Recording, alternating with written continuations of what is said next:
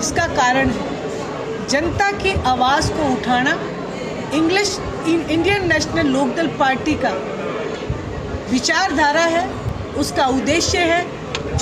मुआवजे के नाम पे इतना बड़ा घोटाला हो गया, गरीब किसान के पास मुआवजा नहीं पहुंचा, अफसरशाही उसको खा गई। तो मुद्दे ये है, ये मुद्दा नहीं है कि किसने किसको क्या कहा। इट मीन्स कि वो बहुत कद रखते हैं कांग्रेस पार्टी में, लेकिन सवाल ये उठता है कि नेशनल पार्टी और उस नेशनल पार्टी आज तक इंडियन नेशनल लोकदल पार्टी निरंतर अपने कैडर को मजबूत कराने में लगी है।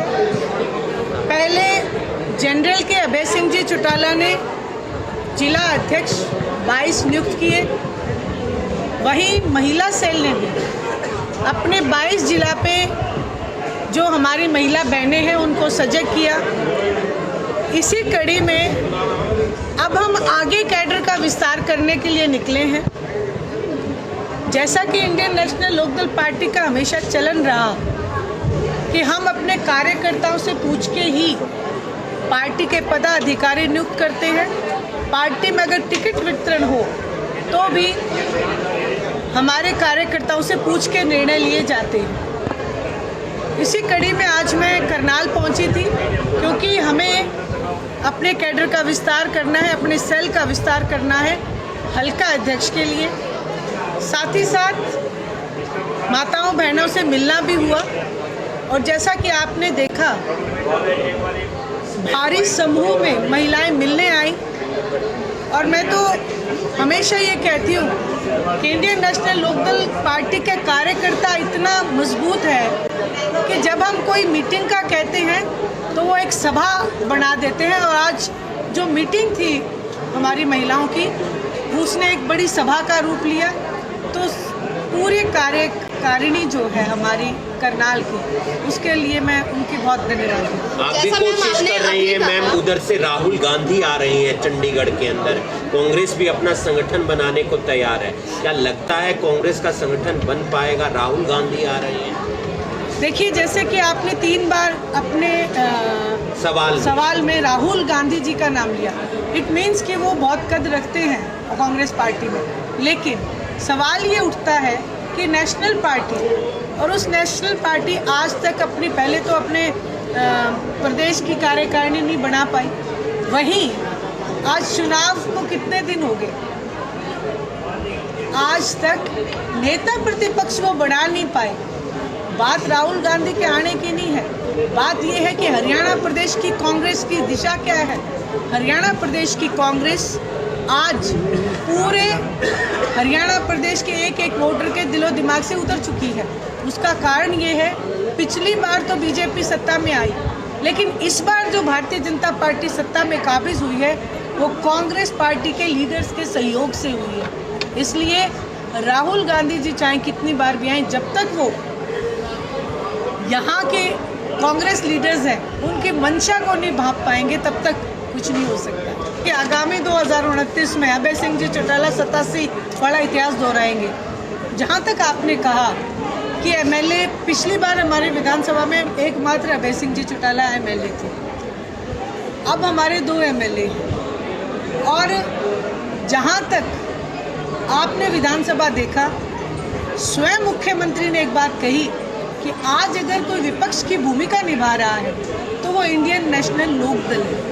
क्यों ऐसा कहा गया? इसका कारण है जनता की आवाज़ को उठाना।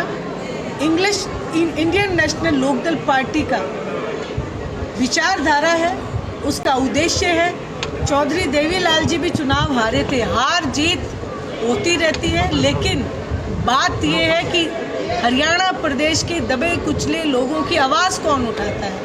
निरंतर इंडियन नेशनल लोकदल ने उन लोगों की आवाज़ को उठाने का काम किया है। सत्ता पाना हमारा मकसद नहीं है।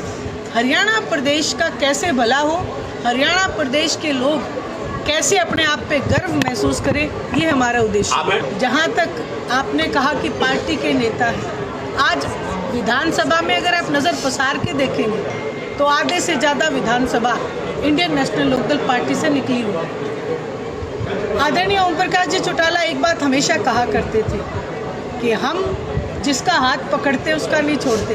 जो हमारा हाथ छिटक के चला जाता है, उसके साथ फिर हरियाणा प्रदेश में ऐसी घटनाएं होती रहती हैं। और ये जो सवाल आपने मुझसे किया, बेहतर है आप उनसे पूछिए कि आपको कितने थप्पड़ लगे या जो भी उनके साथ हुआ। सही था वो, ये गलत नहीं, था, मैं बिल्कुल ये नहीं मानती हूँ कि लोकतंत्र में, प्रजातंत्र में इस तरीके का होना चाहिए।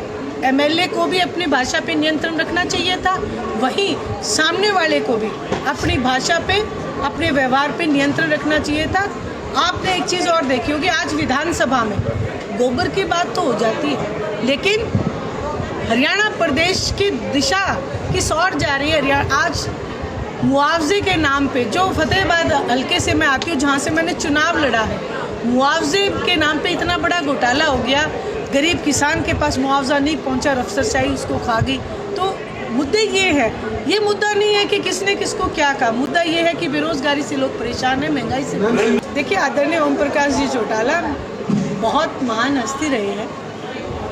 हर घर में आदरणीय ओम प्रकाश जी चौटाला की फ़ोटो होनी चाहिए। मैं तो कहती हूँ बीजेपी को भी लगानी चाहिए। क्यों? क्योंकि वो एकमात्र ऐसे मुख्यमंत्री हरियाणा प्रदेश के रहे जिन्होंने सबसे ज़्यादा ग्रांट देने का काम किया। एकमात्र मुख्यमंत्री ऐसे रहे जिन्होंने महिला आयोग का गठन किया। बात फ़ोटो लगाने की नहीं, बात मंशा की है। उनकी मंशा क्या है, आपको याद कराना चाहूँगी। जींद बाई इलेक्शन था, 10:30 बजे चौटाला साहब को हॉस्पिटल से जेल भिजवाया गया। उस समय ये मंशा क्यों नहीं जागी कि उस समय ये दादा पोते वाला रिश्ता क्यों नहीं आ गया? बात सिर्फ इतनी है, बात फोटो लगाने की नहीं, बात मंशा की है। जहाँ तक मुझे लगता है, जहाँ तक मुझे लगता है मंशा वोटों की है, क्योंकि कुछ दिन पहले मनोहर लाल खट्टर जी की भी फोटो थी। दादा गौतम को अपना दादा कहते थे। तो बात यही है। बाकी एक बात मैं आपसे कहना चाहती हूँ, जेजेपी का चैप्टर क्लोज है, कोई प्रश्न नहीं रहा।